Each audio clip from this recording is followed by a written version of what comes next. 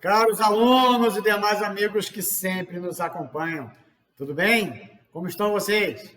Eu sou o professor Nilson Luiz, você sabe, e você sabe que nós tratamos aqui a formação do aeronauta brasileiro, pautado nos parâmetros da segurança de voo, e abordando aí a segurança operacional no âmbito do aeroporto, nós estamos desenvolvendo nossa série Aeródromos.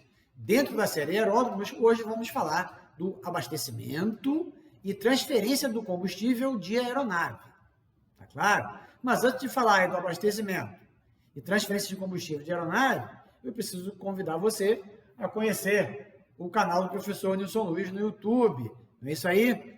Curta, comente, compartilhe o canal do professor Nilson Luiz no YouTube para que mais pessoas trabalhem junto conosco para evitar com que o próximo acidente venha a acontecer. Né? Tenha como hábito deixar o like de cada vídeo que você assiste, beleza? E você aí que está nos acompanhando, mas não está através do YouTube, está nos acompanhando pelo Instagram, pelo Twitter, que agora se chama X, pelo LinkedIn, pelo Getter, ou ainda pelo TikTok. O que eu peço para você?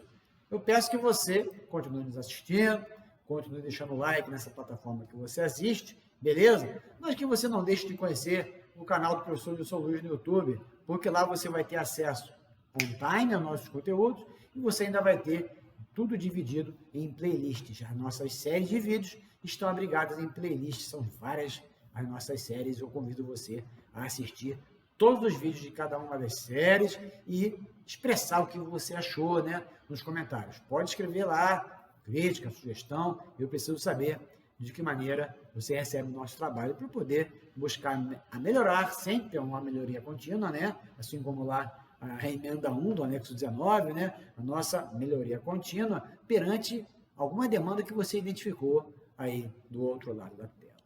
Tá certo? Então, tratando aí do abastecimento e transferência do combustível de aeronave, a gente vai tratar muito, né, do que é responsabilidade do operador do aeródromo, né? O operador de aeródromo deve garantir que antes e durante o processo de abastecimento ou transferência de combustível de aeronave sejam obedecidos os seguintes requisitos. Então, aqui vamos enumerar para vocês os requisitos para ser possível abastecimento e transferência de combustível de aeronaves no âmbito do aeródromo, tá certo? Então, vamos com calma, item por item.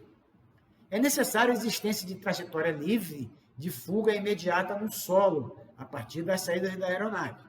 Não pode ter nenhum equipamento na frente. Né? Vai fazer abastecimento, tem que verificar. Quem é responsável é que está verificando se essa trajetória de fuga está livre. Beleza? Procedimentos de abastecimento ou transferência de combustível de aeronave devem ser realizados somente em áreas abertas. Somente em áreas abertas e ventiladas. E ainda fora da vizinhança imediata de equipamentos e radar em teste ou em funcionamento, seja na aeronave ou nas instalações internas, tá certo? Notem que o radar físico do aeroporto fica bem afastado dos hangares, não é isso? Então, você não pode ter um radar de aeronave em teste ou em funcionamento próximo aí de um abastecimento ou transferência de combustível, beleza? É vedada a realização de procedimentos de abastecimento ou transferência de combustível de aeronaves dentro de hangares ou em áreas fechadas. Tem que ser em local aberto e ventilado, já falamos no item anterior. É isso? É exigida a verificação pelo responsável do procedimento de abastecimento ou transferência de combustível da operacionalidade das ligações e aterramentos, quanto a dissipação de energia elétrica estática antes de conectar. Tem que verificar antes de conectar as linhas de abastecimento. Senão não adianta você verificar enquanto já está funcionando. Então, o responsável tem que verificar, né, as condições de operacionalidade das ligações, como é que está o estado das ligações, né, a conservação das ligações. Né? Isso tem que ser feito antes de conectar. E ainda quanto aos aterramentos, é de extrema importância. Quando o caminhão chega, você vê logo que o camarada desenrola aquele cabo de aço e prende logo no ponto de aterramento da aeronave. Tá certo? É vedado o posicionamento do motor do carro-tanque abastecedor abaixo das asas da aeronave em procedimentos de abastecimento. É claro que o motorista do carro abastecedor tem treinamento quanto a isso, mas você tem que verificar se está sendo cumprido, tá certo? É vedado o uso de lâmpada de flash fotográfico, equipamento de flash eletrônico, isqueiro, fósforo ou qualquer outra ferramenta que possa produzir faísca ou arco voltaico durante o abastecimento ou transferência. Isso aí é até o que? Redundante eu falar para você que não pode ter nenhuma centelha, nenhum produto de arco voltaico, né, na área do abastecimento. Tá claro? É proibida a instalação ou remoção de baterias da aeronave durante a execução do procedimento de abastecimento ou transferência de combustível. Então, você está fazendo abastecimento ou transferência, não pode mexer nas baterias, não pode mexer em nada que tenha o quê? Condução de energia elétrica. Tá claro? Um APU que tenha fluxo de exaustão com descarga na zona de abastecimento ou transferência de combustível de aeronave deve ser ligado antes que as tampas dos tanques de combustível sejam removidas ou antes que sejam feitas as conexões das linhas para abastecimento. Então, você vai precisar do APU funcionando, você tem que deixar ele ligado antes de abrir os tanques ou de conectar ali as mangueiras de abastecimento. Beleza? O APU que parar de funcionar, como é que faz? O APU que parar de funcionar durante o procedimento de abastecimento de aeronave não deve ser religado até que o fluxo de combustível cesse e seja o quê? Efetuado, né, toda a desconexão das linhas. Então, se o APU desligar, se o motor do APU morrer, você não pode religar antes que o fluxo do combustível todo seja encerrado e que as mangueiras sejam desconectadas. Tá claro, meus amigos? Então, esses foram os requisitos, são importantes, os requisitos necessários para você proceder um abastecimento ou uma transferência de combustível no âmbito do aeródromo. Tranquilo? Local fechado, jamais. Local sem ventilação, jamais. Né? Então, o pessoal que inventa aí, quer transferir combustível dentro da aeronave, dentro do hangar, não é permitido. Tá claro? O operador de aeródromo deve assegurar a interrupção das atividades de abastecimento ou transferência de combustível durante a incidência de raios ou tempestades elétricas nas imediações. É claro, você está vendo que está tendo raio. Você vai abastecer? Não. Ou você abastece antes, o tempo está ficando ruim. Ou você abastece antes, ou deixa para abastecer depois. Não dá para abastecer se tiver possibilidade de raio. Qual é a possibilidade de raio? Entre em contato com a estação meteorológica que atende ao aeródromo, tá certo? Para você saber a possibilidade de raio, se tem a possibilidade de raios para acontecer ali. Beleza? O operador de aeródromo deve garantir que o motorista do carro abastecedor posicione o veículo de forma que a equipe de contra-incêndio tenha fácil acesso no caso de uma possível emergência. De novo, o motorista do carro abastecedor, ele tem treinamento, mas você tem que verificar se ele está colocando em prática aquilo tudo que foi transmitido no treinamento. Claro, o operador de aeródromo e as unidades de abastecimento de aeronaves devem disponibilizar o quê? Material para contenção imediata de derramamento de combustível em operações de abastecimento ou transferência.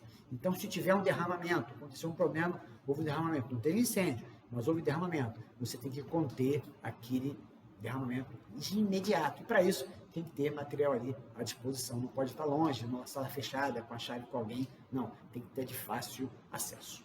Beleza? Os profissionais que desempenham o procedimento de abastecimento de aeronaves devem ter disponíveis meios de comunicação que permitam, em caso de emergência, um rápido acionamento da equipe de contra-incêndio. Inclusive, tem que ser feito o quê? Treinamentos simulados quanto a isso, para saber quanto tempo que a equipe de contra-incêndio demora para chegar lá. Né?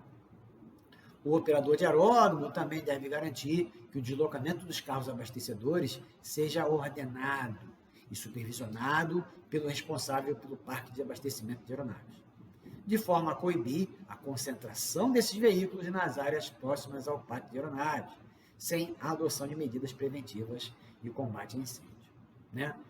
Isso é importante, né? Os carros abastecedores eles têm que ter um fluxo coordenado e ficar em locais apropriados. Já embarque 153 até fala de estacionamento, que eu vou até citar para você aqui. Tá?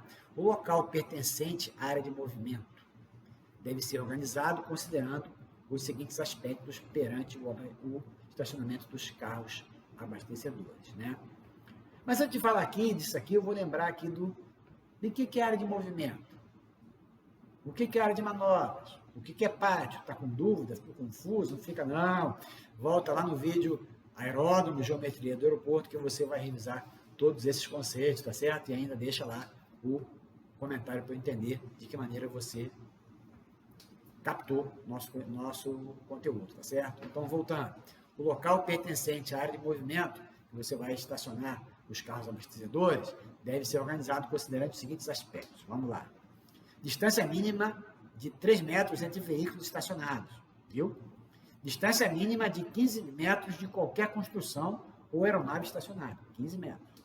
Área livre de obstáculos, equipamentos e pessoas, para trânsito de veículos em caso de emergência. Contenção do escoamento da água da chuva contendo combustível, se for o caso.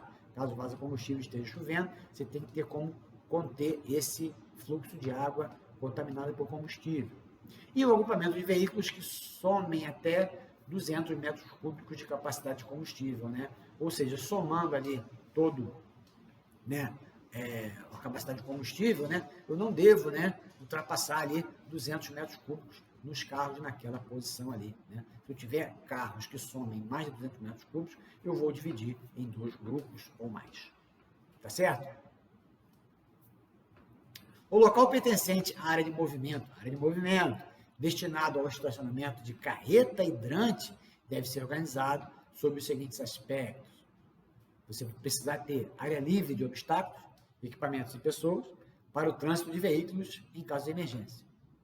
E ainda você vai precisar ter, de novo, né, um sistema de contenção de escoamento de água da chuva, contendo combustível, se for o caso de derramamento em dia de chuva. Você tem que saber conter, você tem que ter, além dos canais, né, que levam combustível para um determinado ponto, você tem que ter os equipamentos de contenção. Tá claro, meus amigos? Tranquilo? Então, hoje nós falamos de quê? De abastecimento e transferência de combustível da aeronave, no âmbito da segurança operacional em aeródromos. Nós, no início do vídeo, falamos de quê? Dos requisitos necessários para executar a transferência de combustível, abastecimento e transferência de combustível no âmbito do aeródromo. E falamos ainda de quê? Da questão do estacionamento dos carros abastecedores, né? Falamos do somatório ali, né, de capacidade de carros, se ultrapassar aquele limite, você tem que se separar em 2 ou mais grupos, e falamos ainda do abastecimento, das condições do local de abastecimento para uma carreta hidrante, tá certo? Para as carretas hidrantes. Tranquilo? Então, hoje falamos aí de abastecimento e transferência de combustível de aeronave no âmbito do aeródromo. Estamos na nossa série Aeródromos e eu preciso saber de que maneira você recebe o nosso conteúdo, tá certo? Entra aqui nos comentários e diz para mim, professor, foi muito rápido, foi muito devagar, eu tive que correr um pouquinho nesse vídeo de hoje, que o conteúdo era mais extenso, você precisa me entender, né? Mas se ficou alguma dúvida, você volta no vídeo. Se a dúvida persistir, eu estou aguardando o seu comentário aqui para eu poder sanar, tirar a sua dúvida, especificamente na demanda que você percebeu aí do outro lado da tela, tá certo? Professor Nilson Luiz, a formação do aeronauta brasileiro, pautado nos parâmetros da segurança de voo. Bons estudos, fique com Deus, não esquece o like ao término do vídeo e eu aguardo você no nosso próximo encontro. Até logo!